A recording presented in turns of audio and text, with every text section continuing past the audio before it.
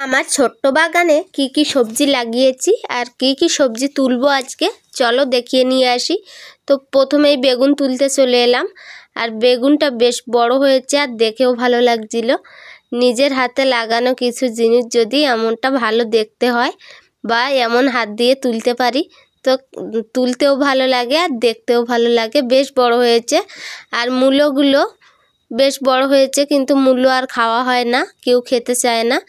আর এই বেগুন গাছটা কাঁটা বেগুন গাছ, তো এটা একটু ছোট বেগুন, খুব সাবধানে তুলে নিলাম, কাঁটা আছে যেহেতু। আরেকটা বেগুন হয়েছে ওই সাইডটায়, সেই বেগুনটা এই, আর এই বেগুনটা লম্বা টাইপের হয়েছে। আর বেগুনগুলো বেশ কচি আছে আর খেতেও খুব টেস্টি। আরও বেগুন গাছ আছে কিছুটা।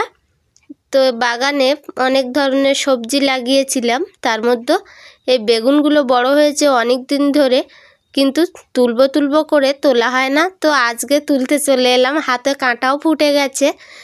তো আমি বলছিলাম যে একটু ভিডিও করে আসি, ভিডিও করতে বেশ ভালো লাগে সব সময়। এই বেগুনগুলো তুললাম।